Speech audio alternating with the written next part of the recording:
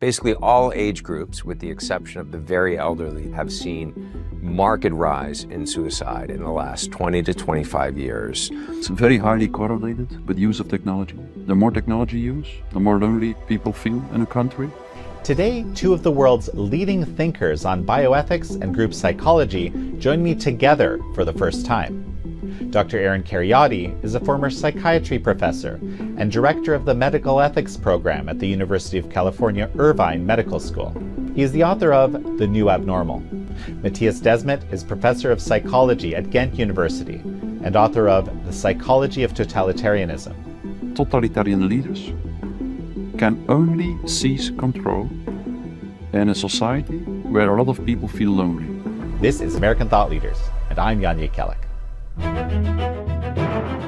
Aaron Kheriaty, Matthias Desmet, such a pleasure to have you back on American Thought Leaders, and together, amazingly. It's great to be with you, and it's great to be with my new friend, Matthias. Yeah, likewise. Happy to be here, together with you, Aaron, and thanks for having us on. Yeah.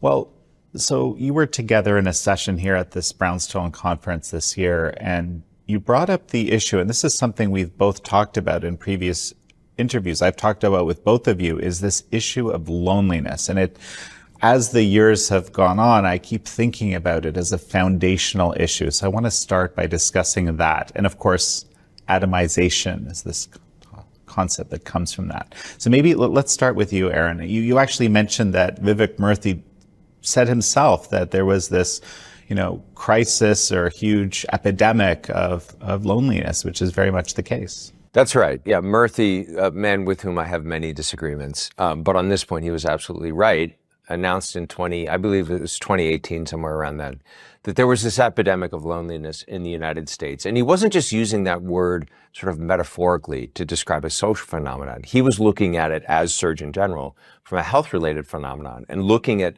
robust data that loneliness produces negative health outcomes on the same level as smoking 2 packs of cigarettes a day, that this epidemic of loneliness was as serious in terms of compromising Americans' physical and mental health as heart disease, cancer, other things that the Surgeon General sort of traditionally pays attention to. In connection with that, there was a couple of researchers at Princeton, Case and Deaton, who were doing a lot of work around that time on so-called deaths of despair.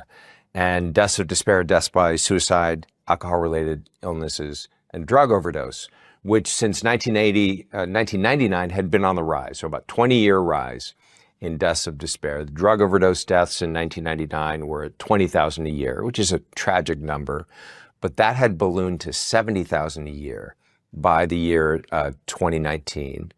And then with COVID lockdowns and our response to COVID, we basically threw gasoline on that fire. And so that 70,000 number jumped in 2021 after lockdowns to 100,000 a year. Same thing happened with alcohol-related deaths, 69,000 a year pre-pandemic to 99,000 a year post-pandemic. And that crisis has continued to worsen. The suicide numbers from the CDC have continued tragically to go up every year. So basically all age groups, with the exception of the very elderly, those over the age of 75, all age groups in both men and women have seen marked rise in suicide in the last 20 to 25 years. That's hit adolescent girls especially hard, with a tripling of suicide rates among adolescent girls. And all of these tragic, horrifying numbers, and of course there's a devastated family behind each and every one of those statistics, and a ruined life, is this epidemic of loneliness that is contributing. The social fragmentation, isolation, being locked behind a screen, fewer face-to-face interactions. If you asked polling questions from some Gallup data back in the 1980s, if you asked people, Americans, how many Americans have someone in their life with whom they can discuss important matters? A family member, a friend, a close colleague at work. A majority of Americans said that they had someone, 3 out of 5 to 4 out of 5. Today, that number is much lower. And this is a proxy. There's many ways of trying to measure loneliness and social isolation. That study was just one of them. But I think all of this suggests a profound crisis in society. I think the causes are complex. Technological developments have certainly played a role, but I would say certain social and ideological developments have also played a role. Like, what's driving us to embrace this technology? It's not the technology itself is not necessarily alone leading to all of these changes. Why have we as a society pursued the use of technologies in certain ways that lead to these kinds of problems? Matthias, you're looking at this from a different vantage point. Perhaps I'll get you to build on that now. Yes. I think it's very interesting is to see how loneliness, to a certain extent, is a spontaneously emerging phenomenon. As Aaron mentioned, the use of technology plays a role. It's very highly correlated with use of technology. The more technology use, the more lonely people feel in a country, which is surprising, of course, because we always believe that technology connects us to each other. That's true at the level of the exchange of information, but it disconnects us. It disconnects us at the level of the resonating bond between humans. So it destroys the resonating bond to a large extent. So that's one thing, like this is a spontaneously emerging phenomenon as a consequence of the increasing use of technology. What is also very interesting, I believe, is that sometimes it is intentionally created. Like that is what Arendt said, totalitarian leaders can only seize control in a society where a lot of people feel lonely. Okay, they need loneliness. Loneliness which spontaneously emerged and which was used or abused by totalitarian leaders. Because they probably didn't know, but they just noticed that their propaganda was very efficient because there was a lot of loneliness. Once people feel lonely, people are very vulnerable for propaganda. And a new type of mass emerged in the 20th century, which Jacques Ellul called the lonely mass. Meaning that, like, in medieval times, there were also mass formations and masses. But there were physical masses. People had to meet physically in order to experience this kind of group dynamic that I refer to as mass formation. And so mass formation has always existed, but in the 20th century it became stronger because of the emergence of mass media and propaganda, but also because much more people felt lonely. And in this way the propaganda really kicked in, became very successful, and led to a new kind of mass, a lonely mass, where people did no longer have to meet physically to form a mass, but could form a mass while they were all sitting in a lonely state in their houses, because they were all infused by the same narratives through the mass media. And the interesting thing is the following. As soon as a totalitarian leader or a totalitarian system can use loneliness to seize control of the population, the first thing it will always do, according to Hannah Arendt, is replace loneliness by isolation. Physical isolation, meaning that it will try to impose travel restrictions. It will try to prevent people from meeting, like as Stalin did, with more than 2 persons, because they know if you can use loneliness and replace it by physical isolation, preventing people to meet physically, propaganda is extremely successful. You have perfect control to propaganda. So we can see that this atomization of society, on the one hand, was a spontaneous process. And that's the most important thing, I believe. It was a spontaneously emerging process as a consequence of the industrialization of the world, the use of technology. But it was also sometimes intentionally and artificially created by totalitarian leaders. And then there is last thing that I would want to add to that, and it is that we really have to try to understand the complex relationship between loneliness and narcissism, because they are related to each other.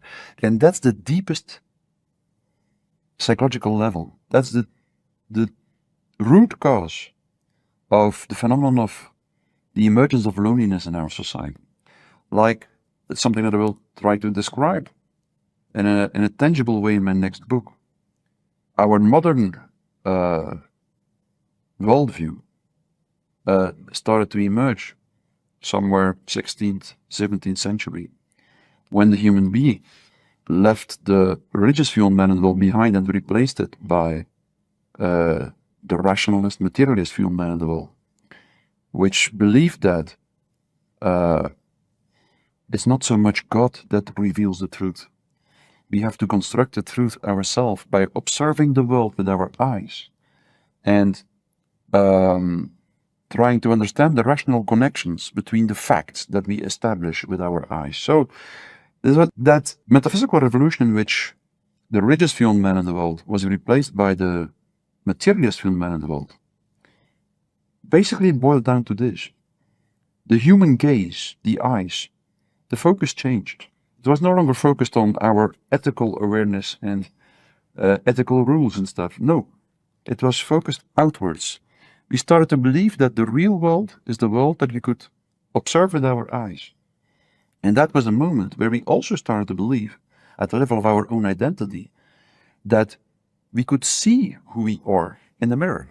Yeah. We are our outer mirror image, our ideal image, and that at the same time, immediately, on the one hand, isolated the human being from other human beings, because in all human interactions, we were like a few percentages, but which was enough to have a substantial impact, more focused on our own ideal image, meaning that we couldn't see the image of the other anymore. We resonated less with the other because we were more focused on our own outer ideal image and our own ego, and that the ego is literally like a superficial shell of your own being.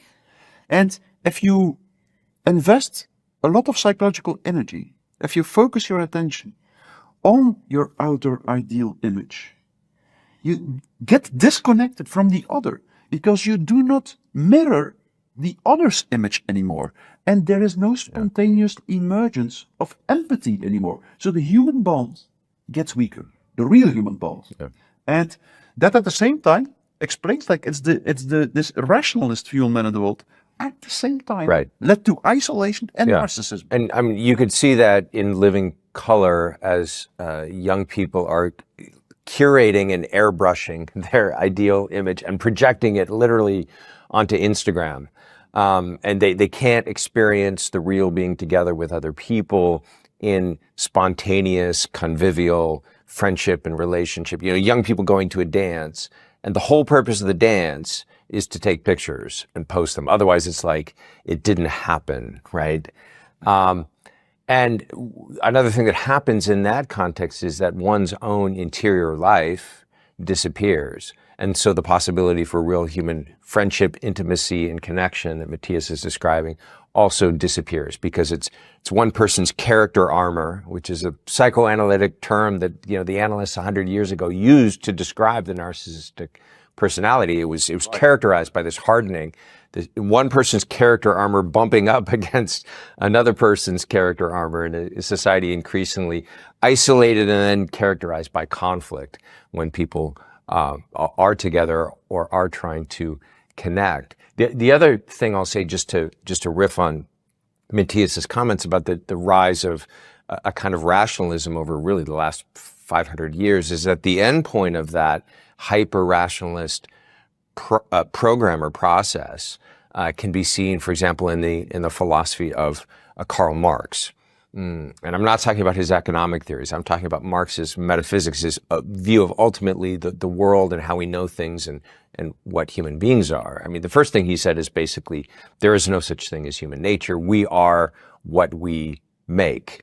And the whole project of rationalism and its kind of apotheosis in the 19th century was that we can recreate ourselves, we can recreate the world, we can recreate ourselves by recreating the world. That was basically the Marxist revolutionary program. And there is no already given elements in the world or in human nature that need to be respected and regarded or treated with a kind of contemplative gaze. Everything needs to be subjected to our rationalist control. This leads to a top-down managerialist society of total control and totalizing surveillance. It leads to sort of extreme ideologies like transhumanism that begin from the premise that there is no such thing as human nature. We could just recreate ourselves and, become demigods or, bigger, faster, stronger through the use of, let's say, biotechnology or nanotechnology or other technological enhancements.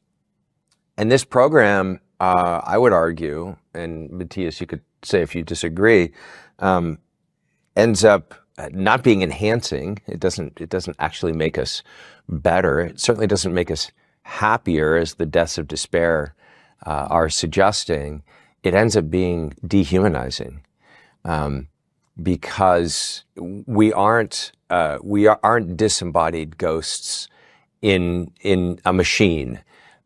We are not sort of reprogrammable software. We're human beings. We're embodied, enfleshed spirits, if you will, that need to attend to all those different levels of our humanity, and that need to connect with one another in real face-to-face bodily encounters, where all of my senses are engaged in, and my memory and my imagination are engaged in a real encounter with another person. And these things are stripped away. And we're left with, one of our senses, the sense of sight or the sense of sound, that's kind of denuded by technology when we're just interacting over Zoom. And we don't have the physical presence of the other person, all the subtleties that go along with that.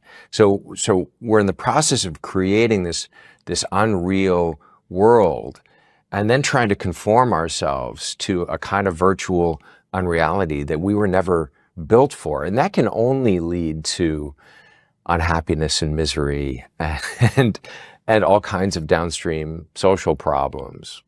I definitely want to talk more about this relationship between narcissism and loneliness. I'd never, frankly, thought about that. It all would make a lot of sense given what you're just saying. But there's two things that just struck me. One of them is this, this spontaneous rise of loneliness through technology. It's curious that a lot of these masses, it's all mediated, I don't know if ironically or just obviously, through technology, yeah. Right? So it's almost like the connection gets, to use your word, denuded through the fact that a lot of it seems to be mediated through technology. So it makes sense you would, prevent physical contact at some level. The other thing that struck me is this cause and effect question. Is it with this, the totalitarians taking advantage of the spontaneous rise of loneliness? Could it be the cause and effect is reversed, in fact, that the technology itself gives rise to more totalitarian tendencies because of these kinds of behaviors? I'd like to get you, either of you, to comment. I think it runs in both directions. Yeah. So the technological developments obviously have an impact, but also the ideologies drive the technological developments and the widespread embrace of those technological developments. So you think about lockdowns during COVID, which is the most extreme example of what Matthias was describing before. The 20th century totalitarian dictators from Stalin to Hitler never dreamed of such rigid controls on, they never told people to stay 6 feet apart. They never told people that they couldn't go to, couldn't go outside or go to work. So the world globally, and supposedly free Western democratic societies embraced a level of control and organized loneliness that had never been seen before. And the question is why? And some people have pointed out, well, if the laptop class had not already had available Zoom technology, then lockdowns never would have been possible. And there's certainly truth to that. But I think also we had been conditioned for decades into thinking that it's possible to live a human and humane life, staying in my room and, ordering my food from people that I will never actually see, and actually never encountering a real person face to face. Somehow, human beings globally had developed the belief that it was actually possible, and in some cases even desirable, to do that. And I think it's a very complex question to ask. How did we get to that point where something that would have sounded insane to people 50 years ago was something that was embraced with very few examples of dissent and pushback, at least at the level of cultural elites? Of course, how did we get to that point? Maybe first this, like, if you look at it through the lens of just a medical emergency situation necessary to save people's lives, then the lockdowns have nothing to do with totalitarianism. But I think it's clear that you have to look at it through a different lens as well, at least, and see it in a wider project where they want to introduce 15-minute cities, a digicosmos where people indeed don't have to leave their house anymore, and where they can travel to China or no matter where. In the virtual reality, in the virtual reality, and then you see a different picture emerge, of course. And exactly how did we come to this point where people accept this? That's a very good question. I think it was clear that the human bond had become already very painful for most people. Most people felt lonely.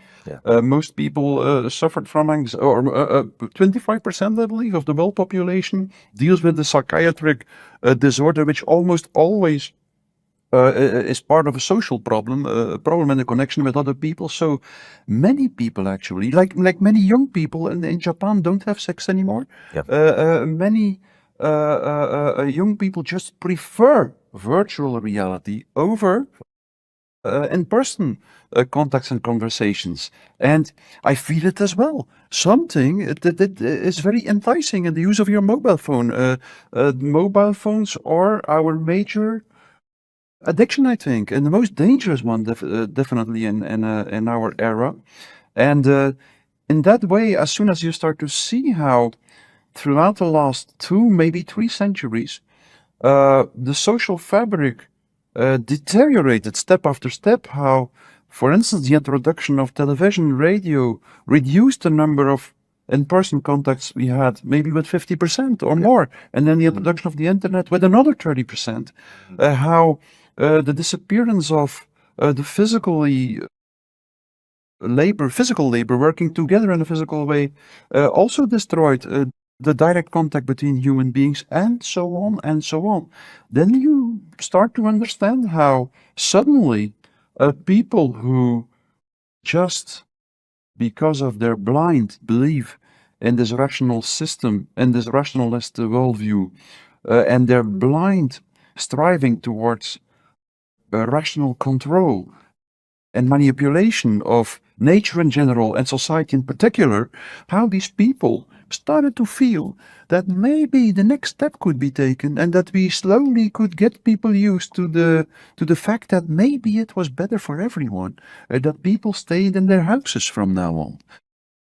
Better for nature, better for climate change, better for it will protect you from dangerous viruses, and so on and so on. So that's indeed the situation we find ourselves in now. And if we do not start to really think about how we can escape it, I believe humanity might end up in a very well organized prison. Yes.